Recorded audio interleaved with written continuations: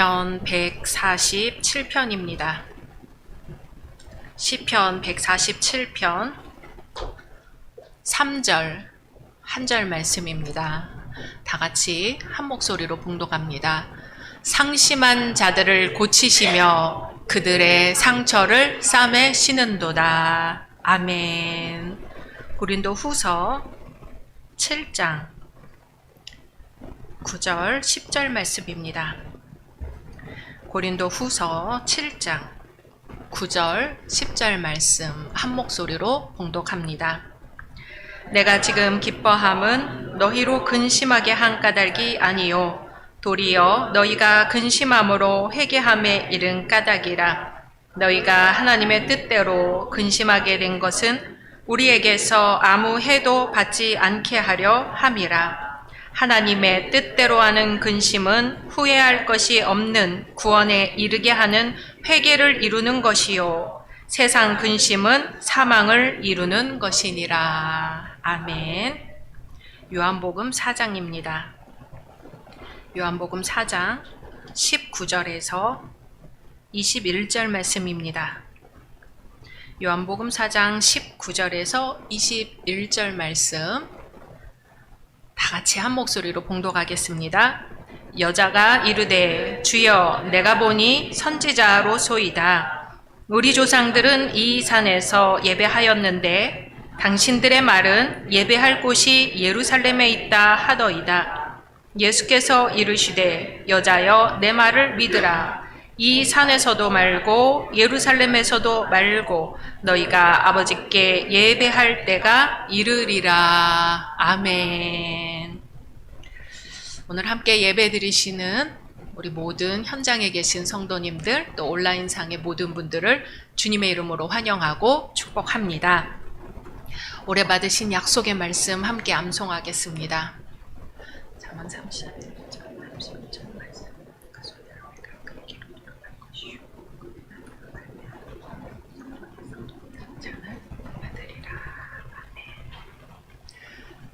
말씀대로 이루어 주실 줄로 믿습니다. 항상 같은 장소에서 구걸하던 거지가 있었습니다. 항상 이 거지에게 적선을 하던 신사에게 어느 날은 이 거지가 따지듯이 물었습니다.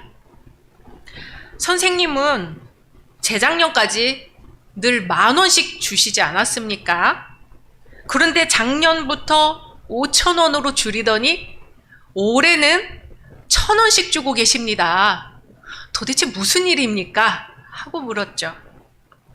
신사가 미안한 듯이 거지를 바라보며 말했습니다. 전에는 내가 총각이라 여유가 있었는데요. 작년에는 결혼을 해서 5,000원으로 줄이고 올해는 애가 생겨서 1,000원으로 줄이게 됐습니다. 미안하게 됐습니다. 그랬더니 거지가 어이없다는 표정으로 말했어요.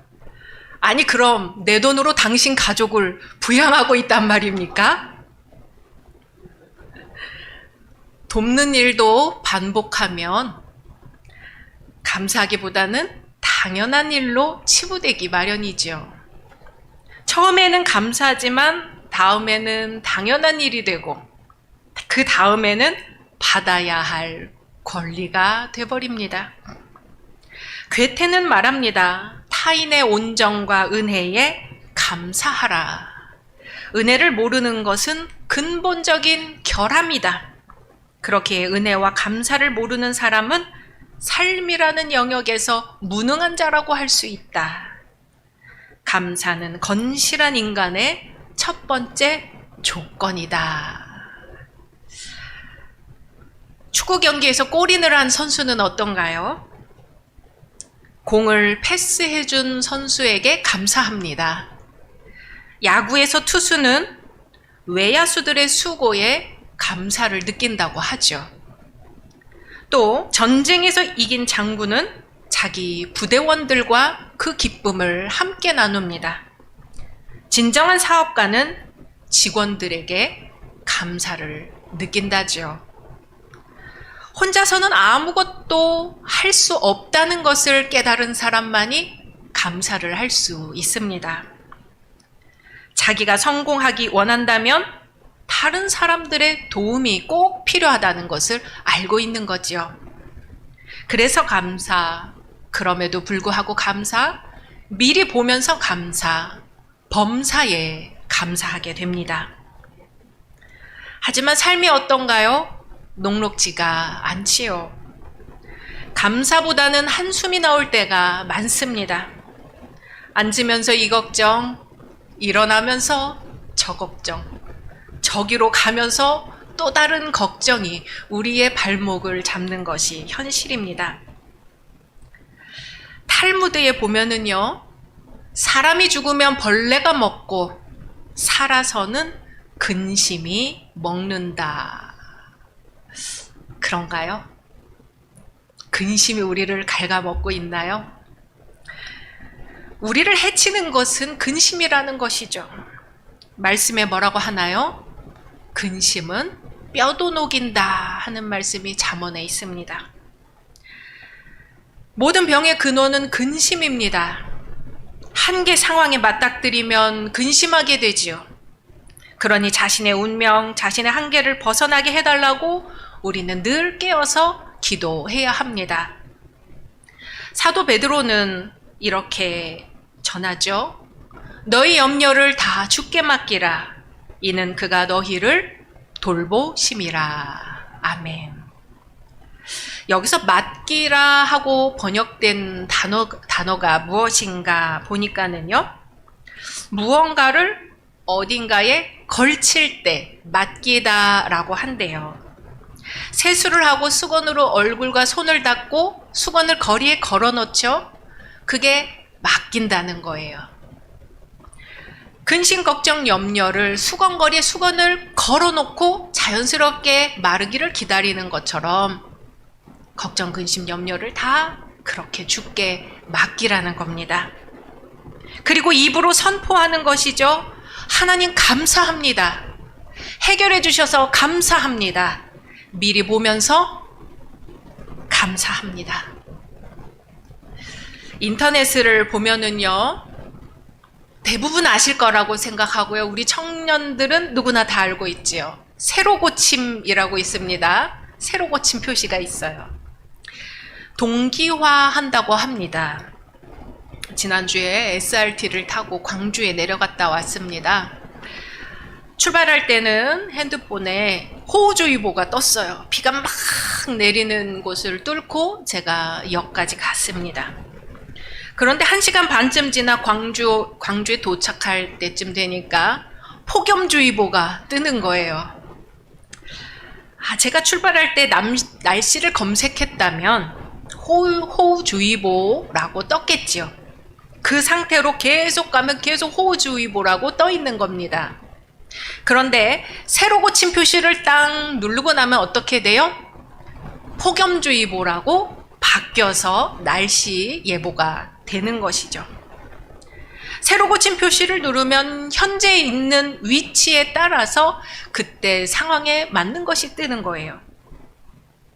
그런 게 세로 고침입니다. 현재에 맞게 페이지를 동기화합니다. 현재에 맞게 새로 고쳐줍니다.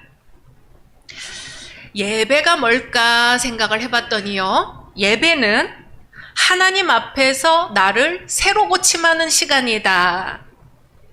그런 것 같아요. 현재의 내 모습, 지금 이대로의 내 모습을 하나님 앞에 딱 내보이는 시간인 거죠. 예전에는 신실하고 믿음이 좋은 모습이었을지 모릅니다. 그런데 예배 드리면서 하나님이 새로 고침을 딱 눌러봤더니 아니, 신실하고 믿음이 있던 모습은 온데간데 사라지고 걱정, 근심으로 가득 차 있구나가 딱 뜨는 거지요. 또 나는 왜 이렇게 나약하고 할 줄 아는 게 없을까? 나는 왜 하는 일마다 안 되는 걸까? 이런 마음으로 예배 드리러 나왔다고 해보지요. 그리고 하나님 앞에서 새로 고침을 딱 눌러봤더니 아니에요. 나 혼자가 아니었어요. 예수님이 함께 계셨습니다. 내가 힘들고 지치고 걸어갈 힘이 없을 때는 주님이 나를 업고 가고 계셨구나 하는 것을 깨닫게 됩니다. 예배는 하나님 앞에서 나를 새로 고침하는 시간입니다. 새로 고침하는 순간 인간적인 나의 본 모습을 만나고 또한 동시에 나를 이끌어 가시는 하나님을 만나게 됩니다. 오늘부터 시작되는 어린이 여름 성경학교 주제는 함께 예배 드려요입니다. 1박 2일 짧은 기간이지만 우리 어린이들이 예배가 무엇인지 잘 배울 수 있기를 바랍니다. 코로나 시기를 3년 지나는 동안 초등학교 1학년이었던 아이들은 3학년이 되었지요. 이 아이들은 3년간 집에서 온라인으로 학교 공부를 했습니다. 똑같이 그 아이들은 집에서 온라인으로 예배를 드렸습니다. 그러다 보니까 공부가 마치 컴퓨터로 스마트폰으로 하는 게임 비슷하지요. 예배가 인터넷 동영상 관람하듯이 이렇게 넘겨버리는 것이 예배가 되었습니다.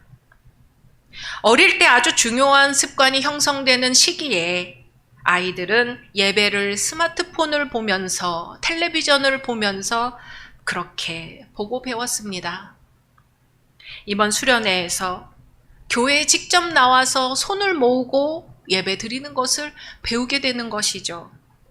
우리가 예배 드릴 대상은 손바닥 안에 스마트폰으로 구경하듯 배운 하나님이 아니라 가장 낮은 자세로, 겸손한 자세로 경배해야 하는 분이 하나님이라고 배우게 됩니다.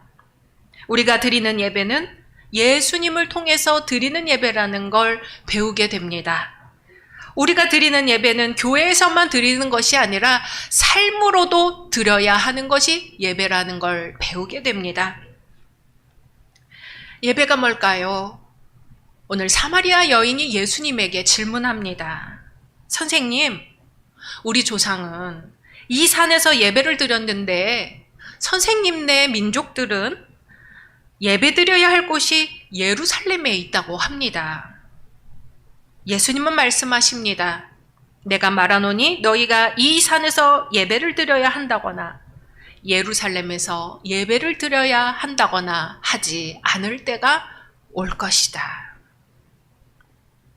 예배가 뭘까요? 헬라어로 보니까 프로스 퀴네오라고 합니다. 프로스는 앞으로라는 뜻이고 퀴네오는 키스하다, 입을 맞추다 라는 뜻입니다.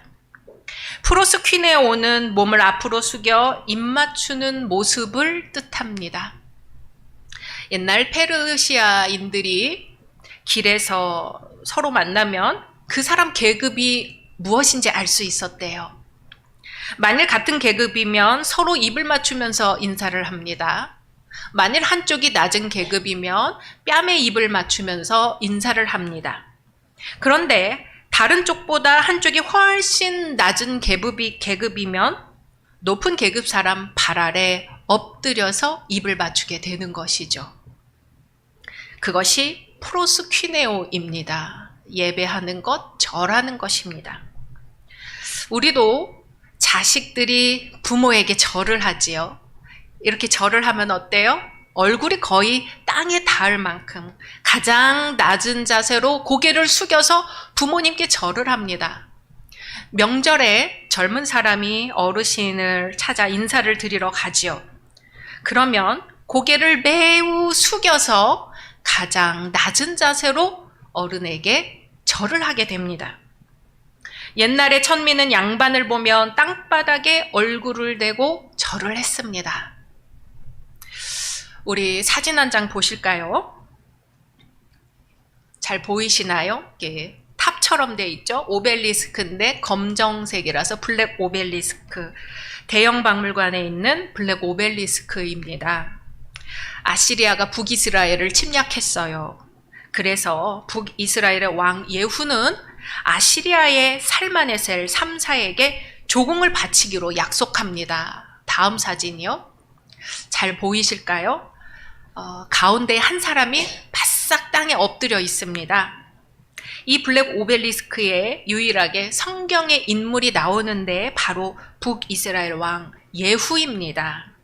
살마네셀 왕 앞에 엎드려서 이마가 땅에 닿도록 절하고 있습니다.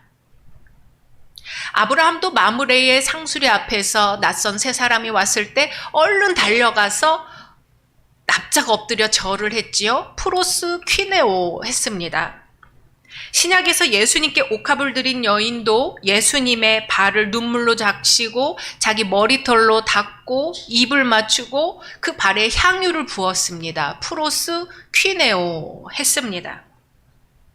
예배는 몸동작과 관련이 있습니다.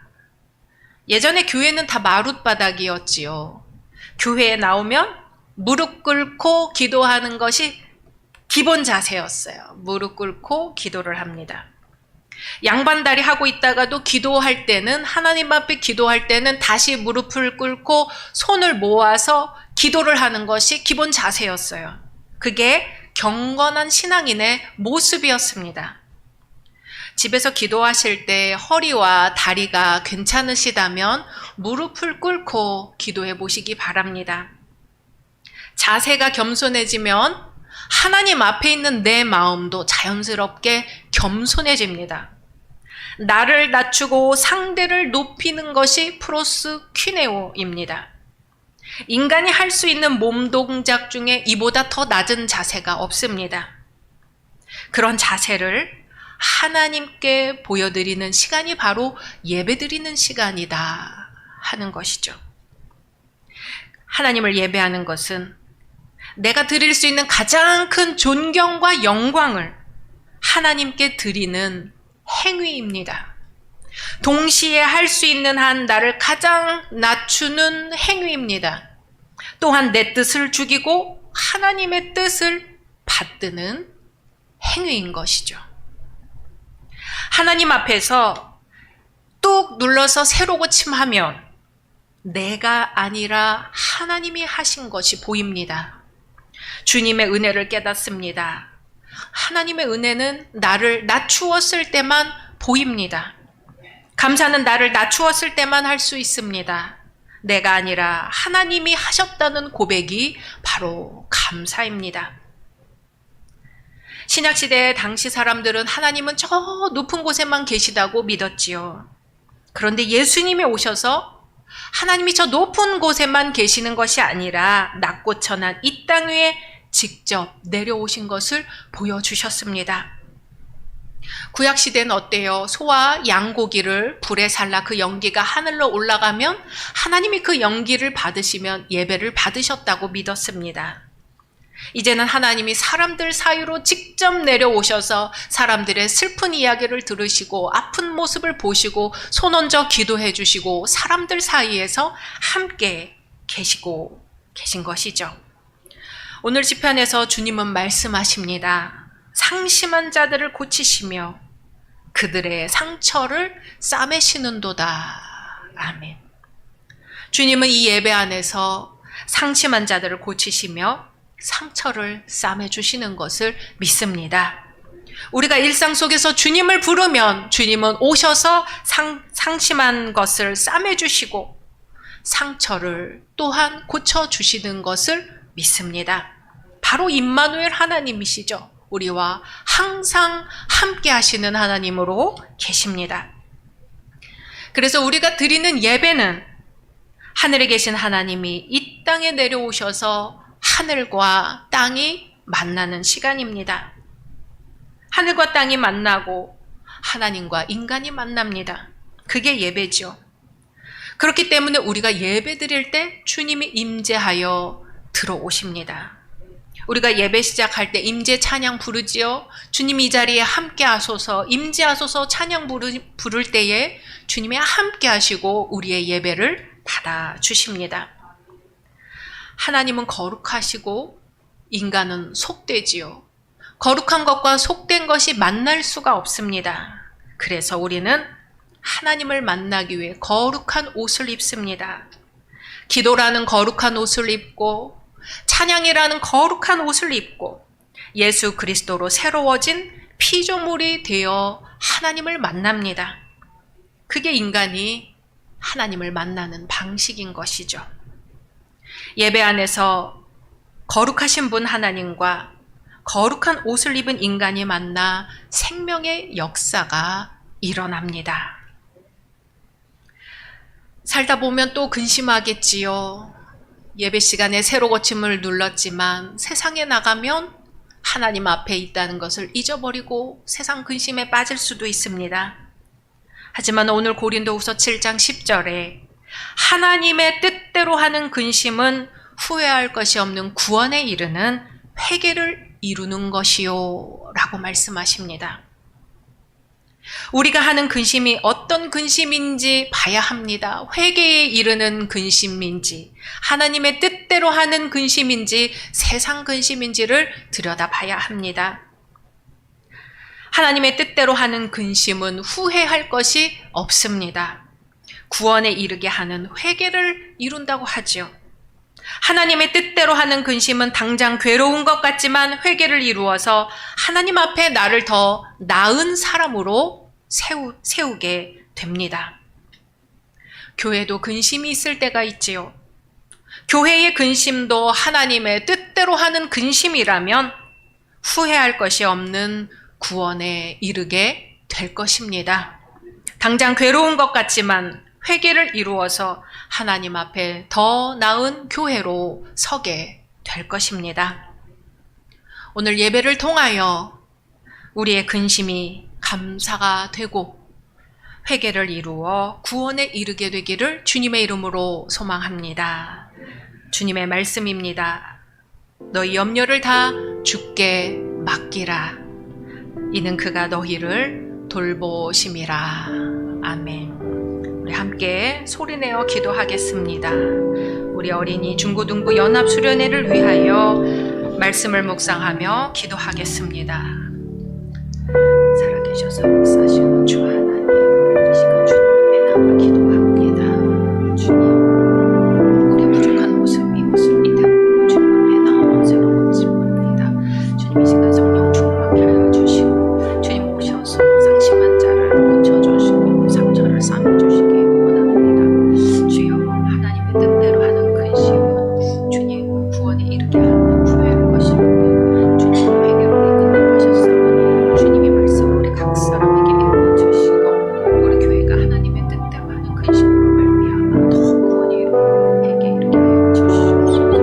우리 어린이와 중고등부 아이들, 청년들을 주님 기억하여 주셔서 주님, 주님의 뜻대로 바로서 말씀의 씨앗이 뿌려져서 30배, 60배, 100배 결실을 맺게 하시고 이 아이들의 심령이 주님 앞에 더 나아가 예배를 드림으로 말미암아 더 주님을 가까이서 만나 주님을 사랑할 수 있도록 주의 주님 역사하여 주시옵소서. 모든 성도들의 도옵소서.